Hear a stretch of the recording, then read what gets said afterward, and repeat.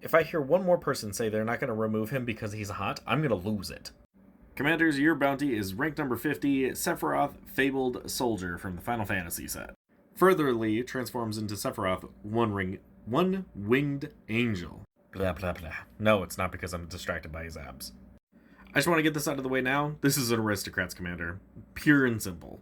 Whenever he enters or attacks, you may sacrifice another creature. If you do, draw a card. If another creature dies, target opponent loses a life and you get a life. If this is the 4th time this ability has resolved, transform him.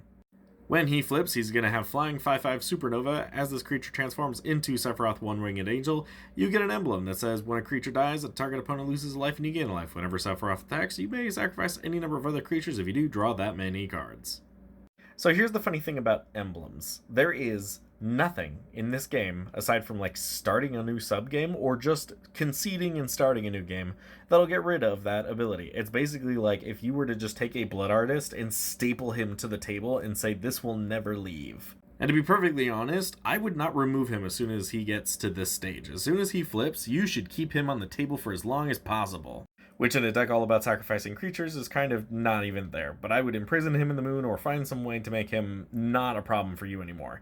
Because, should he be removed, he can go back to the command zone, then be recast, then reflipped, then get another emblem. Yes, this ability can actually stack. So the idea of this deck is just get as many bodies onto the battlefield and then find some way to kill them.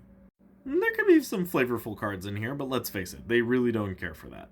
They're here for things to die, and be brought back, and to die again. And they're gonna go really fast, and the death triggers will be everywhere. I'm not sure if CDH is like what I would say for this, but this deck very clearly sits in a bracket 3, maybe, but mainly a bracket 4, or, you know, more. Like, they're here to play super powerful, super fast, and get ready to go. And they'll throw anything into the blender. They'll throw cats. They'll throw Eldrazi. I mean, shit, they'll throw fucking Gary into the mix. And let's face it, this is a control deck that's not going to waste your time. It's going to wipe the board as much as humanly possible, and it's going to try and drain the table down to absolute 0 as fast as they can. And you gotta respect them for it, because let's face it, you're not going to suffer for very long facing off against this opponent. So what do? If you're facing off against Sephiroth, the best thing you can do is try to pressure their life total as much as humanly possible, get them as punished as possible, and because they won't have creatures, whatever creatures you can that can attack, pressure them down with it. Because that's the only way that you're going to be able to keep that life gain down, while also kind of making them reconsider sacrificing creatures in the first place.